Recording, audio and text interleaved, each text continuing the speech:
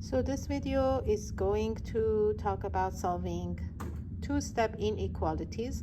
I have a problem for x minus 5 greater or equal to 23.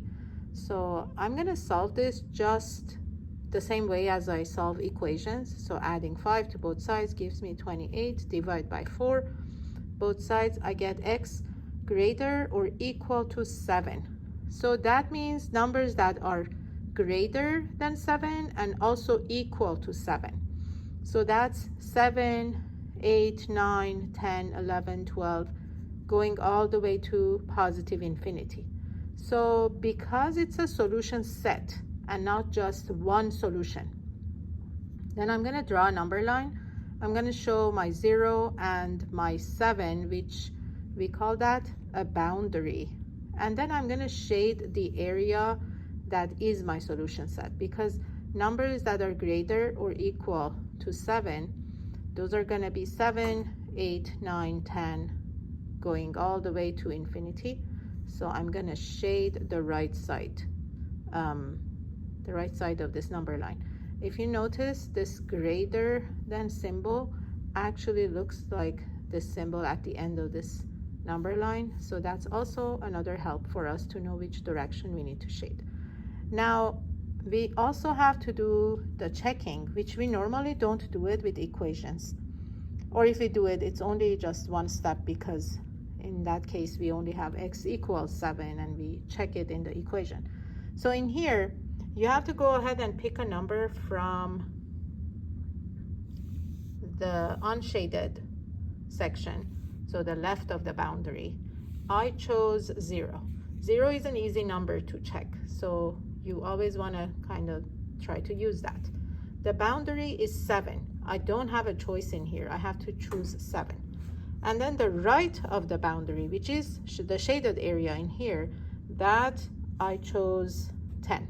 So you want to stick with smaller numbers. So then when you check, so you have this inequality.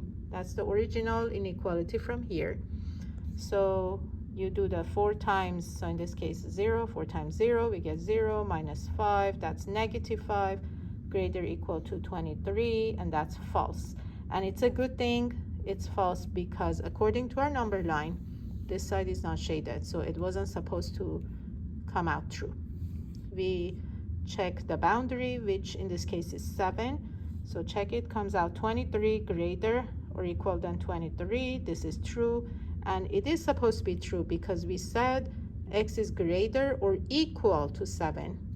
So we draw the circle and we color the inside of it to show that 7 is included. And because it's colored in and included, this should be true, and it did come out true. The last one, we check the right side, and I chose to go with 10.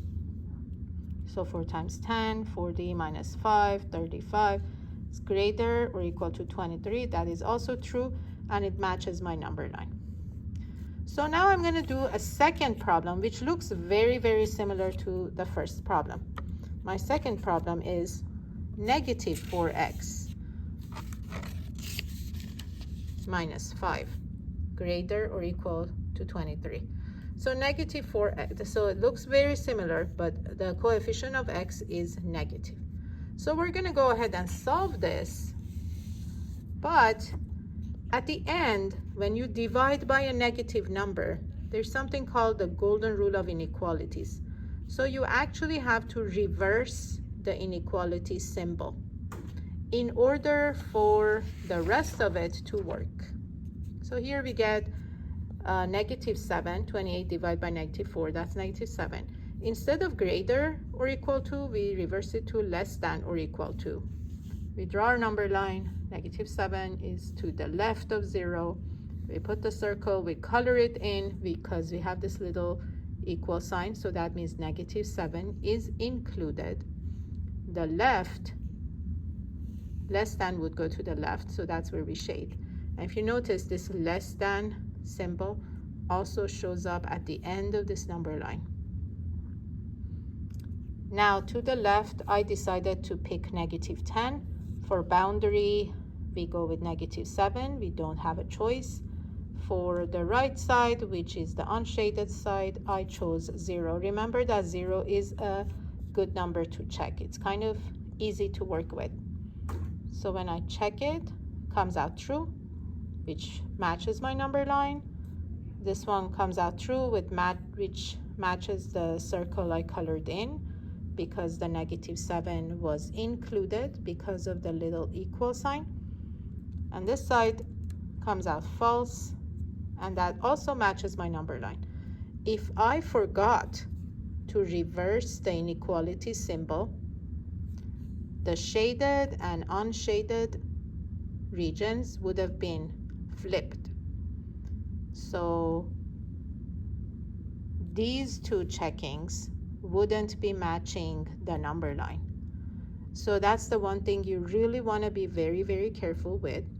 Anytime you divide by a negative number, or if you were to multiply by a negative number to find your answer, the inequality symbol has to reverse.